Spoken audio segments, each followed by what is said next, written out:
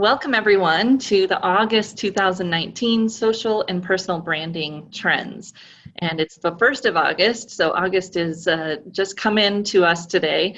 And we're excited to be here, Susan and Deb and I, to share what's new in social and personal branding. So although you have us via video, here's also the photos. I'm Marie Zimenoff, CEO of Career Thought Leaders. You also have Susan Chritton and Deb Dib joining us today. So thank you for joining us. What are we here to talk about today? Today we're going to talk about how branding is always evolving, but we're going to spend just a minute and talk about how we define branding, because I'm also seeing that branding is still, and maybe even increasingly, misunderstood. Branding is increasingly digital. We're going to be talking about that today. How does that impact branding and how we're doing branding? Videos and visuals are taking center stage, and how is that impacting what we're doing with clients, or maybe how can it impact what we're doing with clients? And the impact of artificial intelligence is still there. People are talking about it, and more, how is it going to impact our lives, our jobs? Digital leadership, this is a new term that's come on the stage last couple of years, and people are starting to talk about what does this mean? What are the skills that people need to be digital leaders and to be digitally literate? So we're going to be talking about that and how that impacts our branding. And then coaching skills are really our differentiator. People can read the how-tos online. How do we help them actually achieve their goals and do what they want to do? A lot of that comes through the one-on-one and group and classes that we do to help people actually implement the changes. And we're going to be talking about those programs a little bit today at the end. Let's dive in here to our trends and to personal branding. So we define branding as the unique promise of value. And this comes from William Arruda and Reach Personal Branding.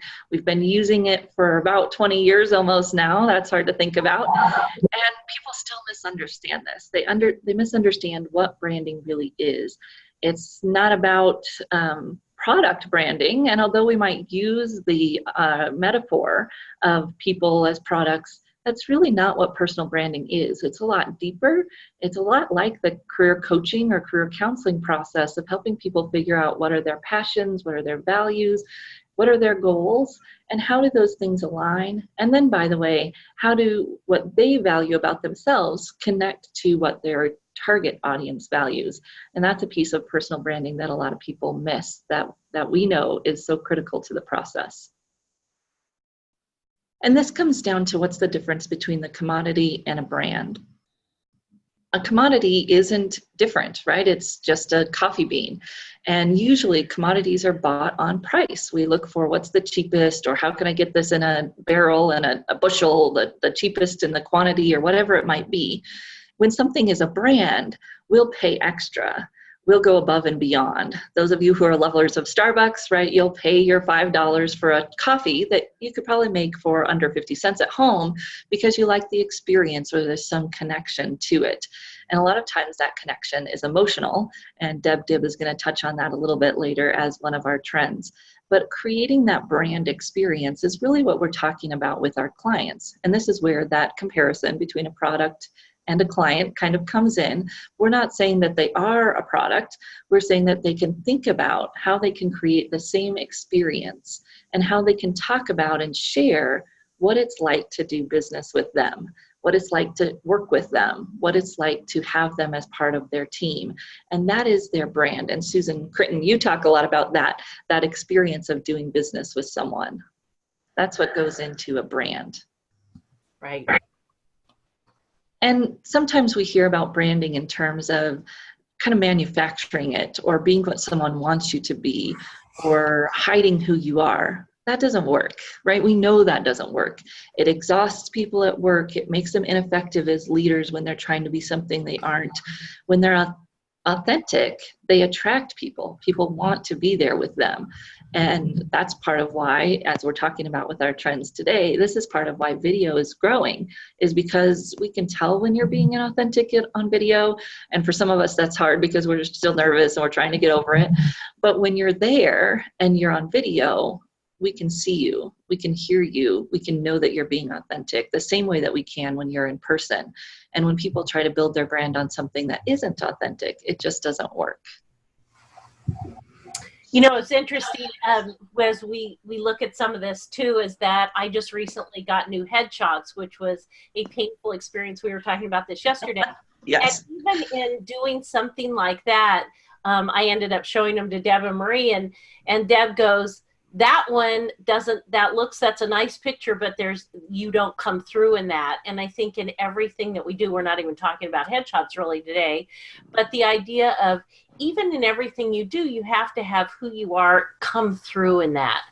And so that's an important piece as we frame what we're going to talk about the rest of today. Yeah, and especially as we talk about visuals and video, that if we're not authentic in our brand pictures on our LinkedIn profile, etc., then when you meet someone in person, you're like, your picture looked like this, but you look like that, and it doesn't match, it doesn't fit. No, that's true. And you know what, Susan's experience is really kind of a metaphor for branding to begin with, because one of the great things we do for our clients is give them courage to show themselves. And at the beginning, Susan shared that she was nervous, as most of us are, you know, getting all dolled up and beautiful and putting our face out there and thinking, but by the end, and it showed, it was a lovely picture, but it wasn't Susan. And you could see there was kind of an internal like, and at the end, I mean, it was so Susan, you could almost hear her talk in the picture. And I think that's what happens with our clients. The slide you showed before with the nothing being more exhausting than being inauthentic. You know, it takes so much courage to be authentic, but that part's not exhausting. The exhausting is every day not being you. So I think Susan's experience is really telling. Thank you for sharing that, Susan. Well, and it comes into what's going on digitally, right? We've been talking about for years the idea of digital first, and that people find you online first, and that they anchor everything that they see beyond that to that first experience. And this happens in person. If we happen to meet someone in person first, we anchor everything to that first impression. But now most people are going to find you online first. And so your brand online is not about trying to be a star or trying to be an influencer. And this is one of the misconceptions I see out there about digital branding, is that it's all about trying to be someone you're not or trying to be more than you are. But digital branding is simply that people are going to find you online first, and they're going to anchor everything that they learn about you from then on to that first impression. And so we get to control this, if you will, but it's not about controlling it in a manufactured way. It's about controlling it and understanding that it's important and trying to be as authentic as we can online, in addition to when we meet people in person. And this is rising that digital branding conversation, although unfortunately a lot of people don't really understand what it means. But why is it important? 11% of Gen Z Googles themselves daily. And the data here, this is interesting, it's actually from a Bank of America study, not quite sure why they were doing this research, but they found that millennials are more likely to say they frequently Google themselves, but Gen Z is the highest percentage of people that Google themselves daily. This is the narcissistic part of digital branding. This is maybe not so positive, right? People are thinking that their worth is what they have in Google. We're not talking about it like that. We're talking about, why does this matter? Because people are also Googling you. They might be Googling themselves, but they're also Googling you, and what they find about you there, they think is the truth. And they base everything else that they see about you there. And if we know this, then we can say, okay, I'm going to be more authentic online, and I'm going to find ways that fit for me and my audience to be there more consistently and perhaps more visibly, so that when people do search for me, they find what I want them to find. They find what is me, not what someone else said about me, or maybe that one bad thing that happened, or about someone who's not even me, right? And so people are going online. 80% of employers will Google someone before they interview them or after they interview them. And so this is part of our digital brand, is what we look like online. And this piece of it that we think about more in person is starting to matter more and more online. And Susan, this is something that you share in our Certified Personal Brand Strategist class. So, okay, I This is, I never know which stories are going to pop up, but this is one from yesterday that came up. And this is, before I even get into this, is I'm a fairly new user of Venmo. And so I was saying to my Gen Z, why on earth would people have this public? I have my settings as private. So whatever I spend on Venmo or somebody pays me, it doesn't show up. And he says, well, then people like stay in touch with you and they know what you're doing. And I said, yeah, but they know that you just bought beer or got a haircut. And I said, is that really something that you want to be sharing with people? And last night, well, actually one of my clients paid me on Venmo, which is a great way for people to pay you because there's not the fee if you do a direct one, just as a side note.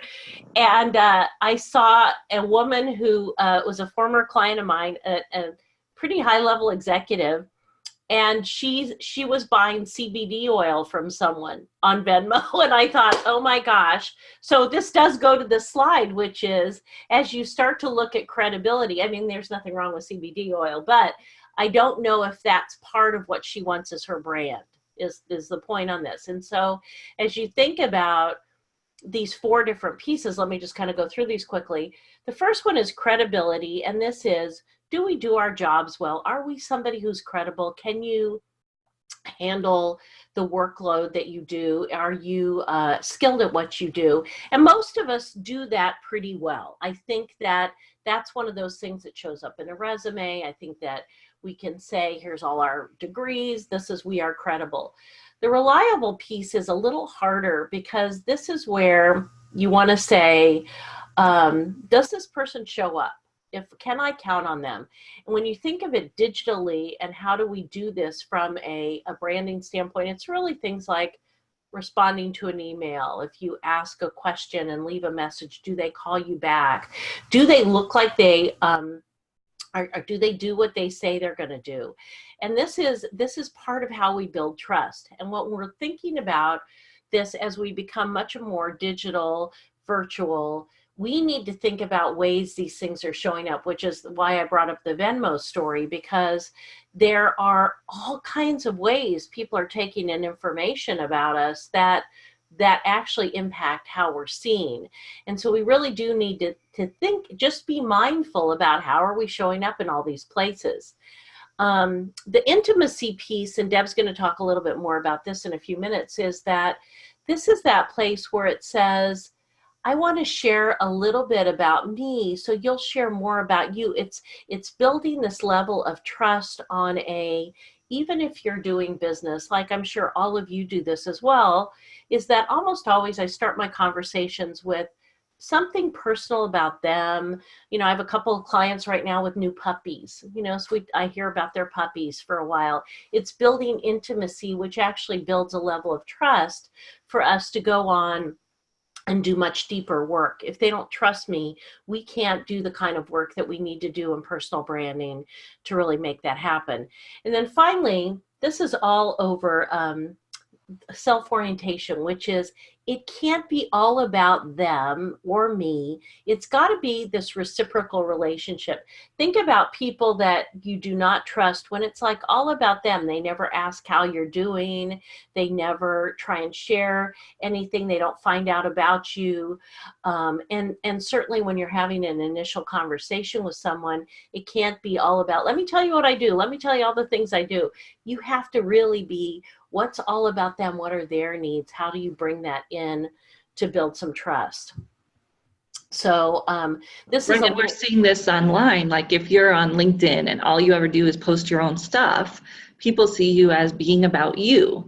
Mm-hmm. If you're posting things that are really valuable to the audience and you're thinking about that and you're interacting with them in that way, then your self-orientation is about them and not about you. Mm-hmm. So we're seeing this online as well as in the in the everyday world, and that digital branding piece and people understanding how to build intimacy online, which is hard, right? Sharing about yourself something online is important now, which we'll get to a little bit more. Mm-hmm. And you have to be sharing in a way that's how does it add value to the other person, or how does it include them, not just about me and telling you how awesome I am or telling you my sob story because it's about me. It's that little bit of difference that you feel when you feel like someone's story just doesn't really resonate. A lot of times it's because it's all about them. It's not really about what it could mean for you or how it helps you. Right. So, so some of where this is happening, and one of the things I'm doing a lot more with my clients is this idea of remote workers. And so there's one thing about building a brand in person, and you have that ability to feel the energy between you and build trust and build camaraderie. Now, with more and more remote workers, this is becoming kind of a problem, right? Like, people need to really think about, how am I seen? How do I build these relationships? How do I build trust when I'm virtual like we are today? So. Yeah, and more people are working that way in addition to job searching or interviewing that way. So this is just a little slide on, just some of the most common remote jobs. And so I wanted to give you a quick story. We were talking about this when we were getting our slides ready, is that, so I have a brand new client. He started a couple days ago, and he is, had been the chief operating officer for a company out here in the San Francisco Bay Area where I am. And the company was bought by a company in Colorado, and they want to keep him, but they're changing his role. Everything now is in Colorado. And I said, so you're now a virtual worker? And he said, well, I guess I am.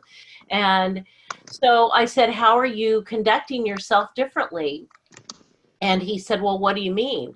And I said, well, you need to now develop relationships with this new group. You need to be more visible than you ever were.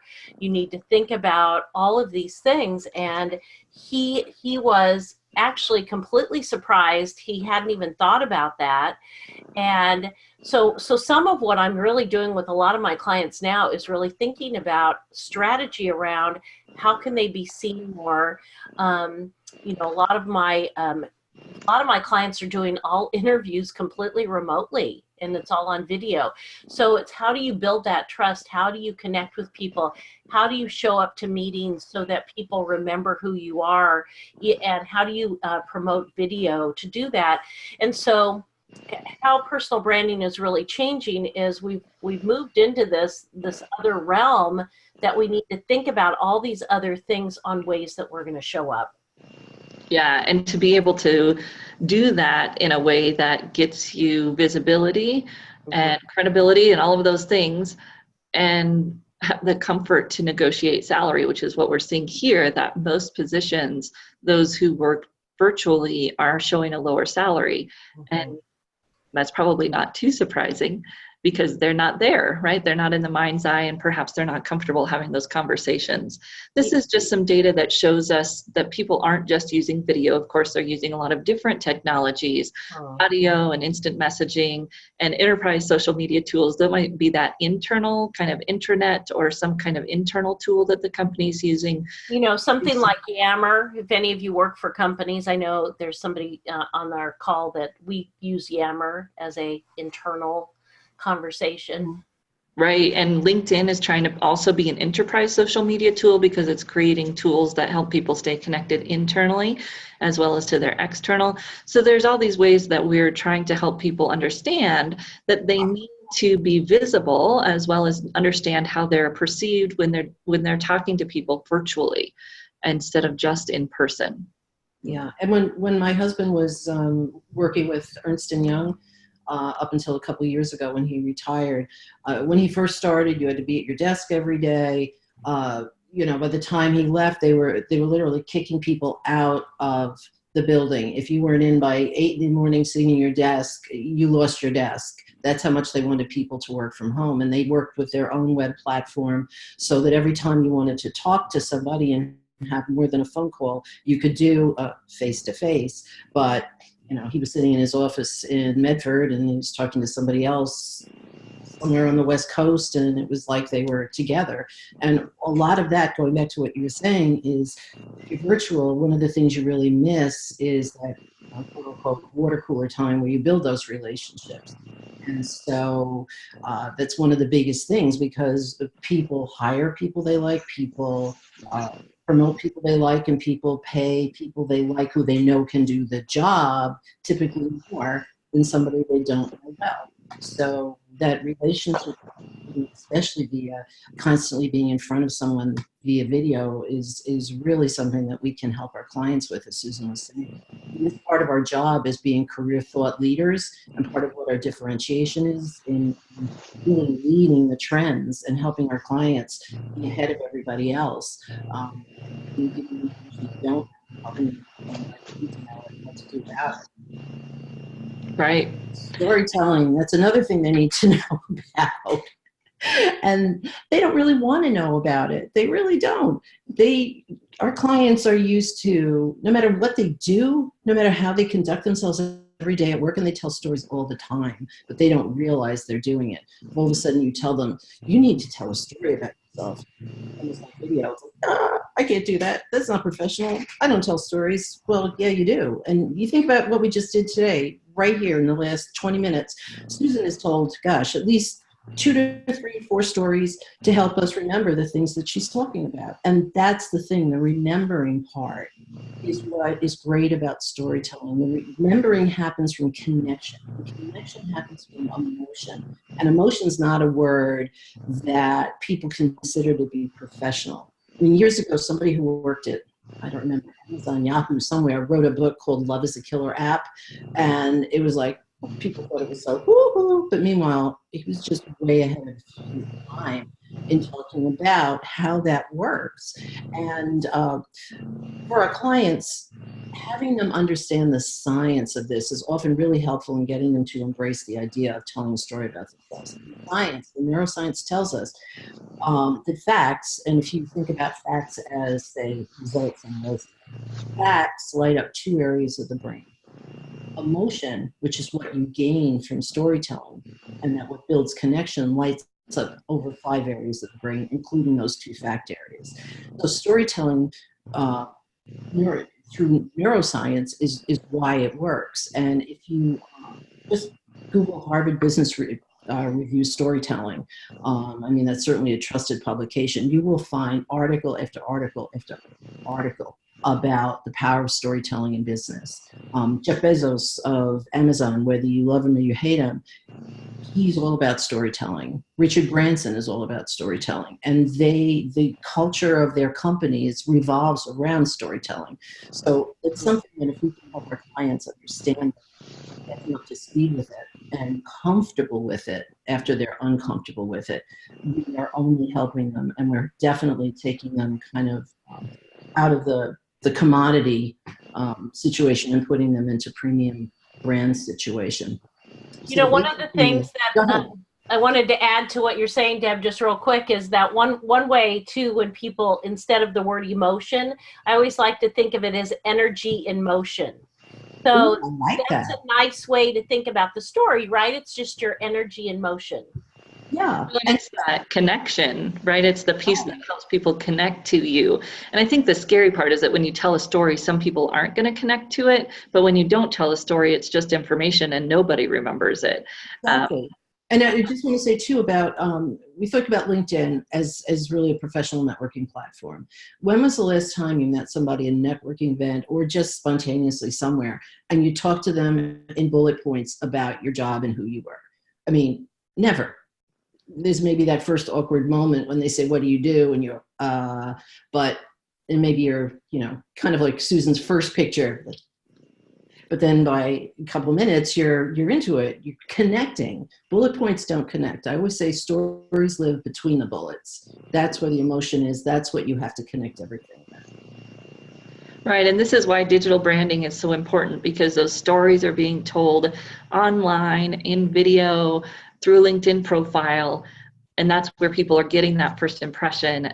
Even if they're going to go to a networking event, most of the time people are looking for a way to connect digitally first and then have that comfort of meeting people at the event. So that digital branding piece really coming into the forefront for us. And part of that is this visuals and video and what that means for people's brands. Yes. So I think this slide is really remarkably interesting. Part of what our job is to help our clients embrace visual storytelling, embrace storytelling in a visual way. And you can tell a story through visuals without ever saying a word.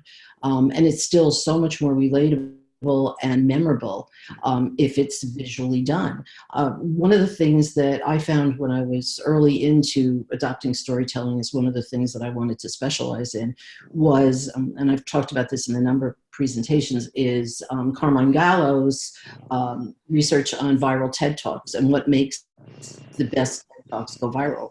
And there were three things. One was novelty, and one was visual. So visual helps tremendously with the power of storytelling. And I think this is fantastic. The center one that says 90%, and I'm going to read it in case you can't read it. A little small. 90% of information transmitted to the brain is visual. 90%. Visuals are processed 60,000 times faster in the brain than text. 60,000 times faster. And so many of us here come from a writing world, resume writing, LinkedIn writing, all of those things. And we absolutely work our buns off to make the best content for our clients possible. And we don't think about training them and how to take that content into a visual realm. And this is one of the things that I think all of us need to embrace and work on. Another thing I think is interesting for us as business owners is the fact that things get clicked on and shared so much more when they are visual. And that's one of the ways we can market our business. Go ahead, Marie. Yeah, no, you're right. And this comes right down to more practical tools of what does visual mean for LinkedIn. And this was an eye tracking study the Ladders did actually back in 2014. So you can see it's the old view of LinkedIn. And the red spots are where the eye stays. So you can see that the eye stayed at the person's profile picture. And then it kind of jumps to the headline and the current position, and then moved down into the jobs. This showed us a little bit about why LinkedIn changed their outline and their outlay to what you have today. And this is all in one vertical, but I had to separate it into two to put it on the screen. So Vivica Von Rosen from Fort Collins, Colorado, where I was located, and she's one of the LinkedIn experts that we follow. You can see that the new layout, the background pops and your photo. And this is where most eyes are going to be. Most of our clients are not taking advantage of that background. Most of us might not be taking advantage of that background. How does the background communicate quickly what we do, how we add value, and who our clients are? People, sure, that they talk about that in the headline, but the headline isn't where the eyes are going to go. The eyes are going to the background. And then as you scroll down someone's profile, you kind of move over here to the right, and you have these smaller visuals that are connected to your sections of the profile. So you can put these media as attachments to your profile, which you probably know you can do, but maybe you haven't done it yet, or you're still trying to figure out how to help clients do it. And then your activity. Your activity is a huge visual as you go down your profile, and specifically your article. So it's this big gray box on the left-hand side, and it visually pops. So when people are thinking about going through a profile, that's what's going to pop to them. And it's similar on the mobile as it is here on a desktop view, but those are the visuals that our clients are seeing about us and that people are seeing about our clients. So how can we help them fix these areas, especially their headline and their profile photo, as Susan was talking about earlier, and then also their articles activity. And a client that I was working with, he was in health and safety, so not a huge, writing a bunch of articles, but he had one white paper that he'd written. And so we created an article that spoke about that white paper, and it was really short, and then it linked to the white paper, but that let him have this visual impact on his profile. Because if your client doesn't have any articles that they've written on LinkedIn, then they won't have anything visually in that space, and it's kind of this gaping hole, and it's not using the space that they could use visually to get that click through. One of the other interesting things I found, and this is from a company called West US, that did some data on people using video inter-office, which we talked about a little bit. And you can see the data here, you know, millennials, Gen X, baby boomers, they're all using it. Employees are using video conferencing, they're using Skype, they're using other paid services.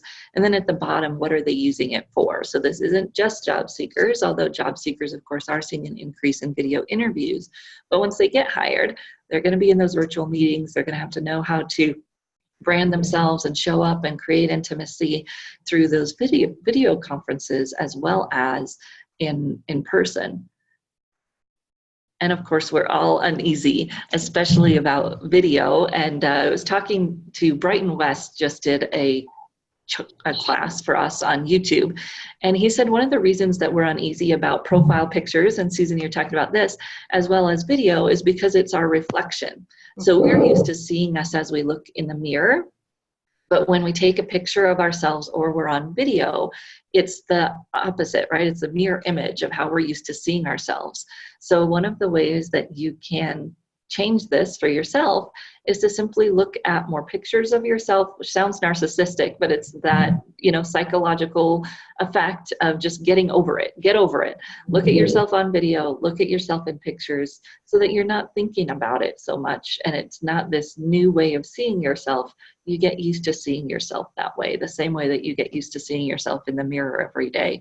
And we can help our clients fix their unease as well by helping them do this, and maybe even doing some video coaching with them when we don't usually do it, and helping them get more used to seeing themselves on video.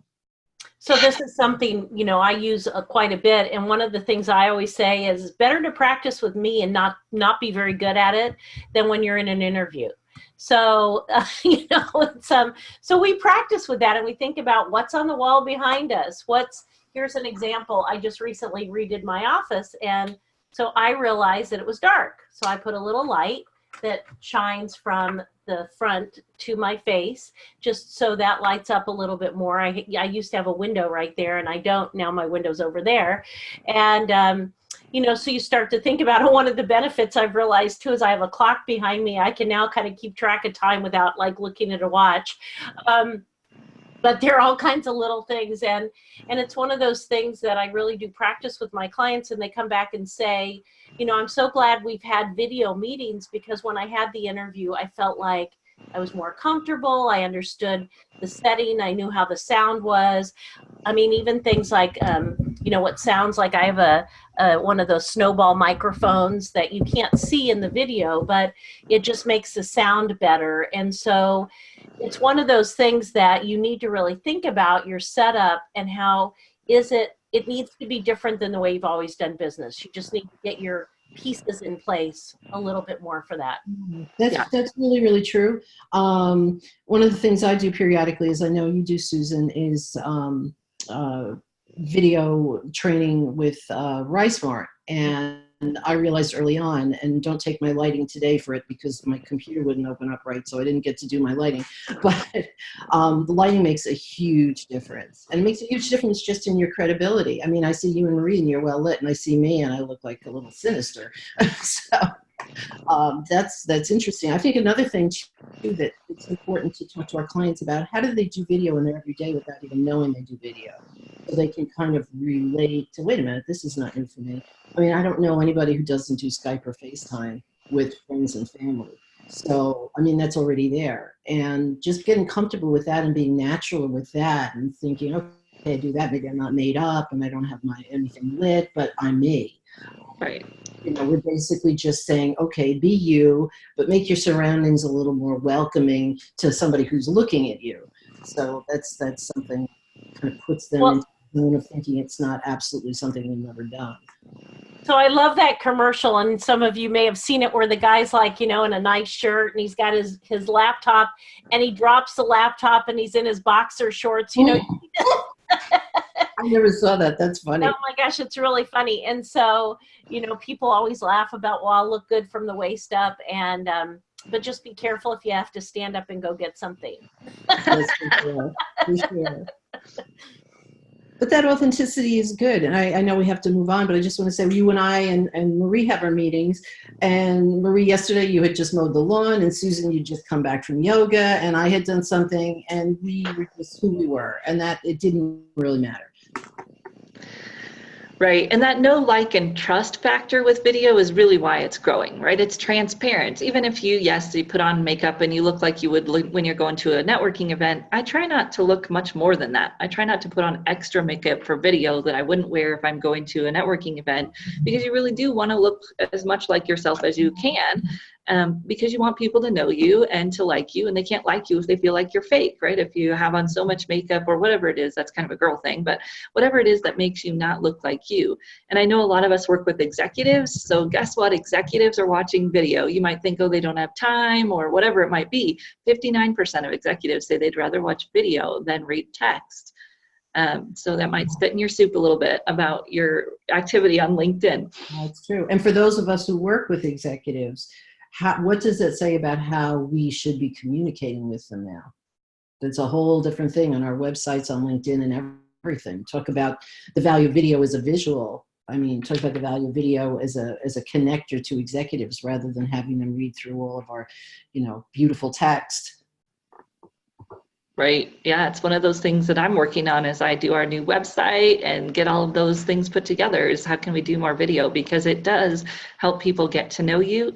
And it's just much more connection than writing can be. And we might think, oh, everyone's doing video, right? We see videos, and so we think, oh, all of our colleagues are already doing video, it's not going to differentiate me.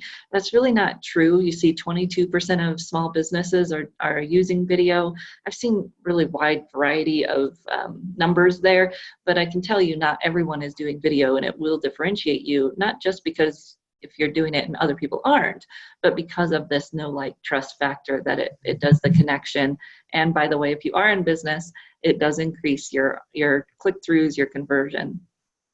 So video is here for everyone, not just in business, selling business, not just in interviews, but in everyday work. Our clients are going to face video.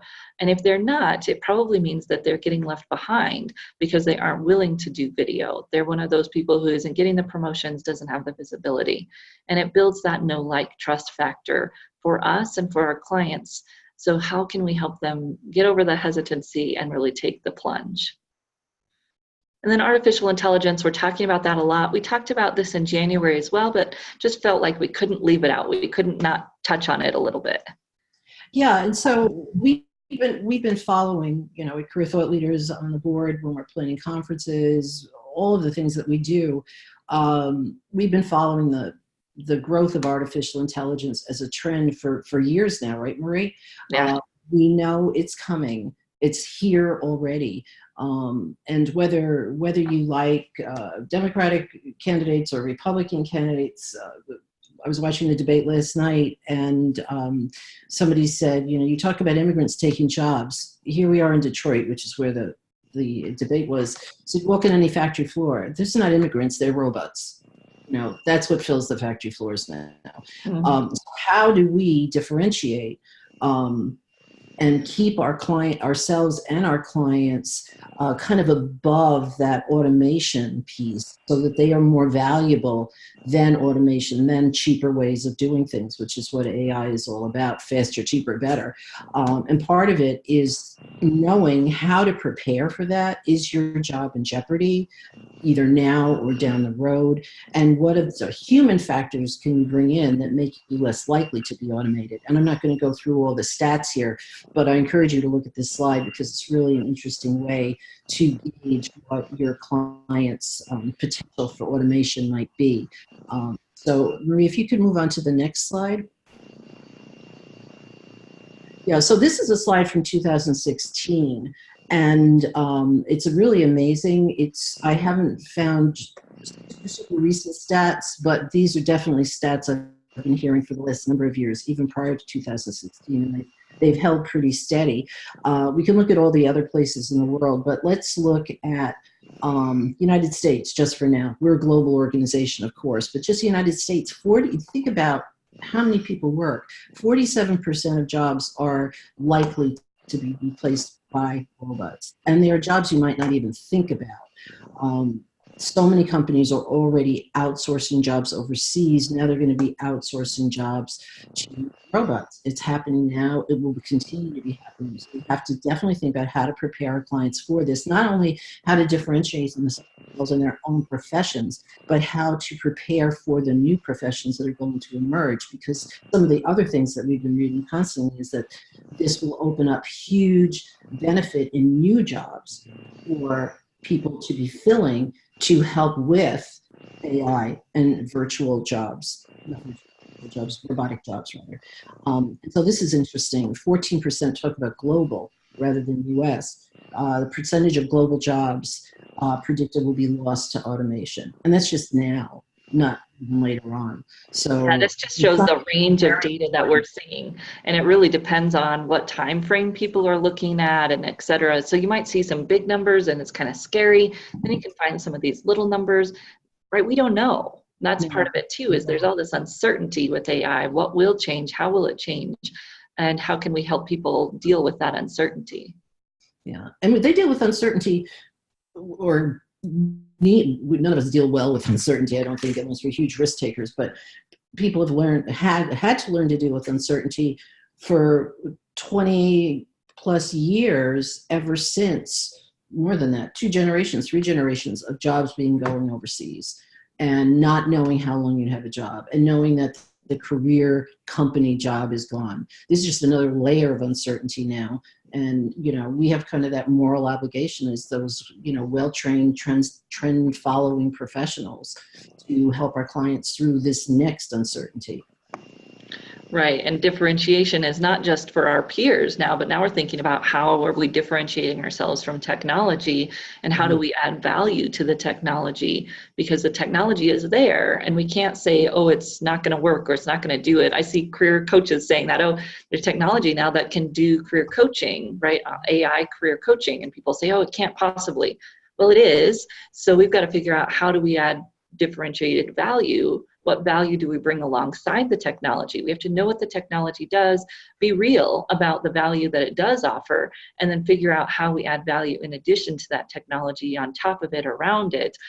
Because if we just discount the technology, we're likely to be left behind. If we say it will never do X, Y, or Z, we're likely to get left behind. Well, and I think that certainly as part of with our personal branding program, we're moving more and more into, how do you coach through this? How do you really think about the human interaction piece? Because people can get all that information through technology, through learning, through books, through all those things, but it's through that human interaction that we actually make the changes. And so to me, I think that we need to language, as I'm stumbling over it, we need to language even more how we bring that human interaction that actually helps integrate the change into a person's capabilities. Exactly. And part of that for us and for our clients is to understand how all of these pieces fit together. So this was a EY Global Leadership Forecast from 2017, released in 2018, that talked about these digital era leadership capabilities. And I did an hour-long podcast on it. So if you're really interested in it, I could send that to you, and goes through all of these. What does it mean? The idea, though, is that leadership is changing, and how people lead is changing. And leaders who have a hard time integrating digital, doesn't mean that they have to be able to do it themselves. But if they have a hard time integrating digital, they're going to have a hard time being leaders, or their organizations are going to have a hard time succeeding if they're one of those people that can't get up onto the times. And this is maybe a little bit generational dependent, but everyone has a different capability for change, or different propensity for change. And so yes, your digital natives, the Gen Z and young millennials, they call digital natives, they're going to perhaps do this easier. But just because they know technology doesn't necessarily mean they understand how to use it in business. And perhaps your older clients, your baby boomers, might have more trouble with the technology piece, but they can still do the adaptation with the change, and they can be good leaders. They don't have to know the technology. They just have to not be afraid of it. They have to understand how it can add value to their business. And this comes from Forbes, and it was an article by IESC Business School. You can Google it and find the whole article. But it's really interesting because it's showing this dichotomy that's now in leadership, that you have to have the vision, but empower others to be able to do it. Because if you don't empower others, you lose them, right? Especially if they're millennials or Gen Z. And there's all of these dichotomies that leaders have to be able to achieve and walk through and navigate. And this is true for all levels of leadership, maybe more true for executives. But if our client's leading a team, they're still going to feel this pull to have these skills. And everyone at almost every level is going to have to demonstrate this digital leadership, as well as, of course, digital literacy. And digital literacy, a little bit more skill-based. How do people know to use technology, and how are they at using technology to manage their careers and to do their jobs? So how are they using information in their job? How can they use technology? Again, our digital nomads may be great with technology, but not really have the skills to use it to do their job. So that's where we're seeing this combination here. And the generational work is really interesting. I work with an organization, or used to, I guess, a local municipality, where the older worker was saying, oh, this young person's always on his phone. And the young person was using the app. So they were in utilities, and he was using the app to track all of their information and then to input the utilities data.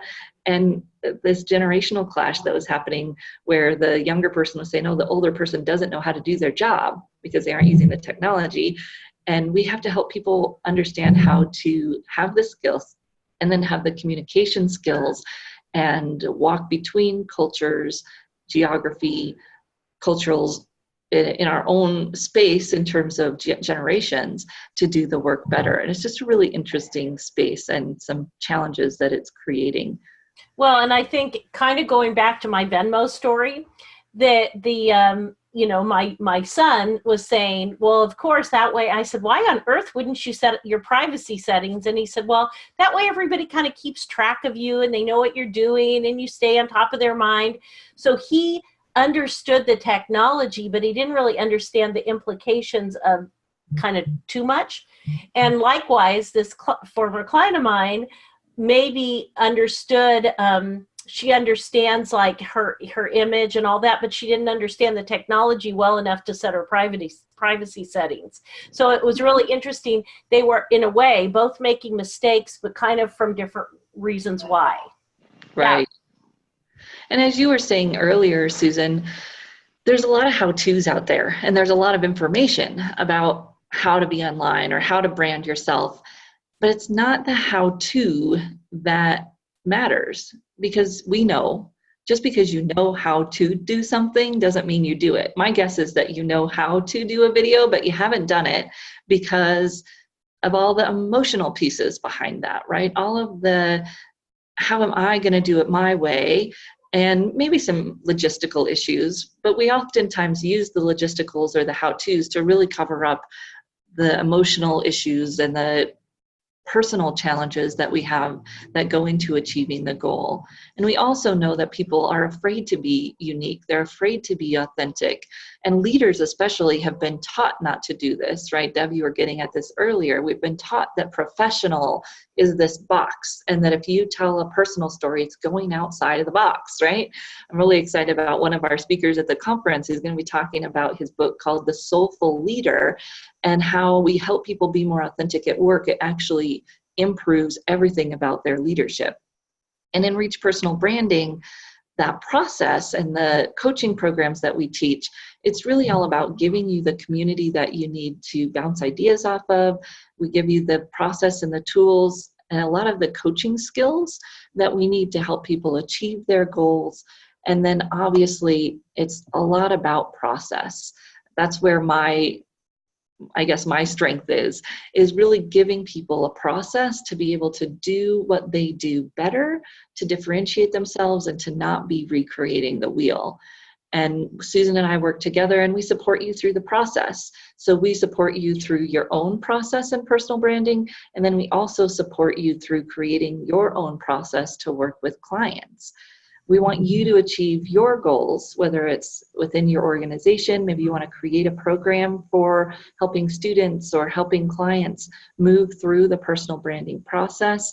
And then We want you to advance your career. So that means knowing your own personal brand and being able to communicate it and raise your visibility, and then having a process and tools to do that for your clients so that they will love you and talk about you and create that social proof for you.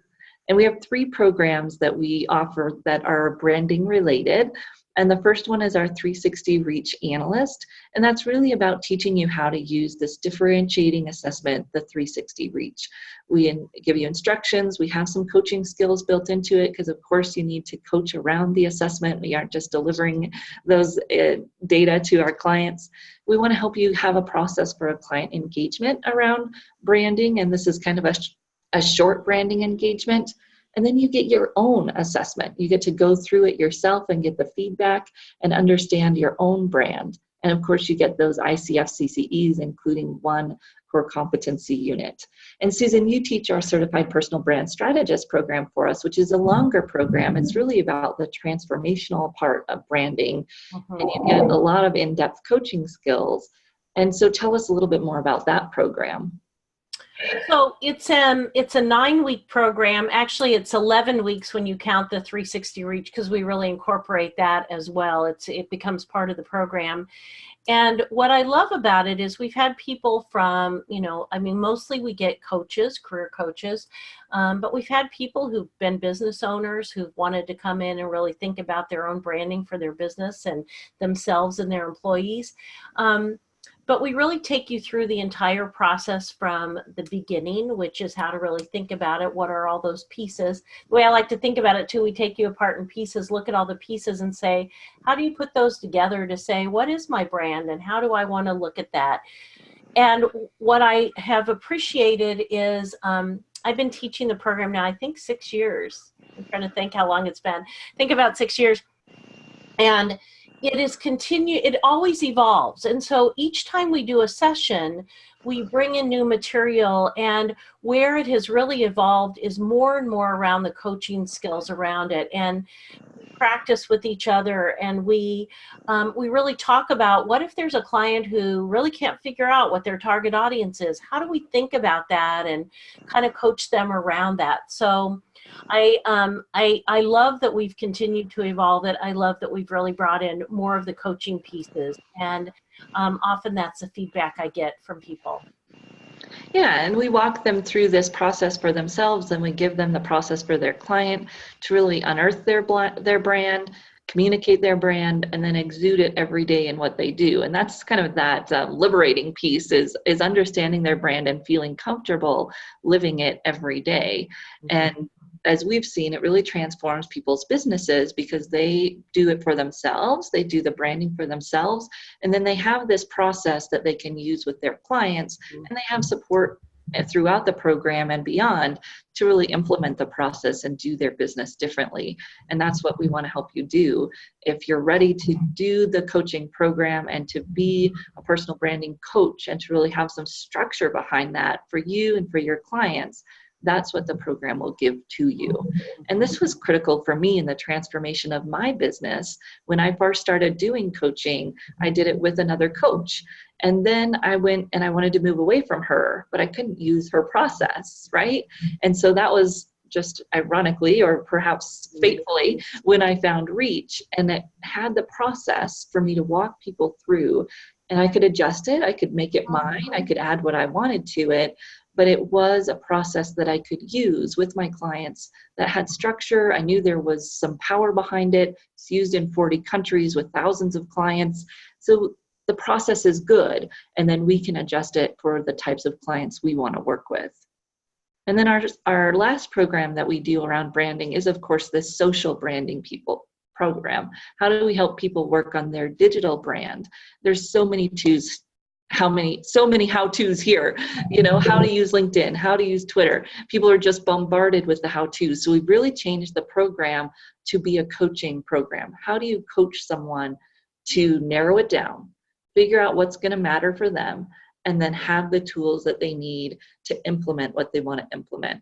And by the way, coach them through all of the little voices that are going to come up in their head about why they shouldn't or can't do those things. And Deb, you teach this one with me, and we just love this class, don't we? It's Those of us who really try to stay up with everything, realize how hard it is to do that. And we've had brand training. A lot of us are certified personal brand strategists. How do you keep your brand alive online and constantly moving and changing where we want it to go? And how do we help our clients do that? And the changes happen so fast. I love that Marie is totally on top of every single time we teach this. This deck changes. What we talk about changes. The framework around it and the why changes. Yet it's incredibly organized, I feel. This is kudos to Marie. Easy to understand and not scary to implement. Well, and it's a process, right? And you can pick which pieces of process you want to do, but a lot of the process happens at the beginning with helping people really define their target audience and select their network so that then they don't have that fear of missing out, right? Oh, I'm not on Instagram. Do I need to be on Instagram or whatever it might be? How can we help them calm those fears? It's really by having a good foundation in personal branding. And that's what we try to do in the program, is help people have that foundation in personal branding. And what does that look like? And how do they help a client get that foundation so that they're more clear and also more consistent in their effort? And I know it's that consistency piece that's hard for most of us, in addition to our clients. And what's the ROI for them too? What do they want to get out of it? That's a lot of our coaching when we do it for all of our clients. You know, what's the end goal look like? If you could wave a magic wand, and why? And that's the motivation to pull them through and to wade through all the how-tos. Exactly. And to show them, you know, what vehicles are out there and how to pick and choose which vehicle is going to work best for them, and to not feel they have to be on everything a little bit, but to be on specific things a lot and on brand all the time. Right. So you can do the 3 certifications separately if you want to start with the analyst just to kind of see what it is, or you can do them all together with the Certified Personal Brand Strategist program, which includes all 3 programs that we just went through, and the coaching process, the workbooks, all of the kind of done for you stuff, as well as the Certified Personal Brand Strategist, lifetime access to that community. The social branding is renewed every year. Right now we're doing bi-monthly updates. So you actually get a 30-minute update every other month on what's new in LinkedIn, or if you are interested, what's new in Facebook. These are really how we keep you on top of things, and that's why that one is renewed, because it's changing all the time. So you get that community, you get the process, and you get Deb, Susan, and I here to support you through transforming your brand and your business or your career, as well as those of your clients. And that's what I love about this process. And I know, Susan, you tell these stories all the time. It's really the transformational piece of how you help someone be okay with being themselves, and the transformation that happens there is just remarkable. And this was in a leadership class, actually, that at the very end, people had to give a presentation about what they learned. And this gentleman gave a 2-minute presentation that was all caricatures of his fellow classmates, how he saw their real personalities. And obviously it was amazing because of his drawing ability, but it was also amazing because his point behind the presentation was that he got to be him. And at the end, that's what he says, I get to be me. And when a client feels empowered that being them is not a bad thing, they shine. We can tell them a million other ways to be a star at work, but when they know that they can be themselves and be successful, it completely transforms who they are. We want to help you get that transformation, and we want to help you have the process to create that transformation in your clients. So if you want to join us, some of you already have, you already know this, you've already drank the Kool-Aid, but if you haven't yet, you get the 3 certifications, or you can start where you want to start, get all those ICF CCEs. And if you have questions, you can email me. There is a link in your confirmation email to set up a one-on-one time to ask any questions that you have about the program. So thank you for joining us here today. And we'll keep keeping you up on the trends in personal branding. We do this presentation twice a year with pretty much new content every time. So we look forward to seeing you at the beginning of next year if we don't see you before then. Thank you, Susan. Thank you, Deb, for sharing your expertise. Bye. Thank you, everyone. Bye-bye, all. Bye. Have the rest of your summer a wonderful time. Yeah.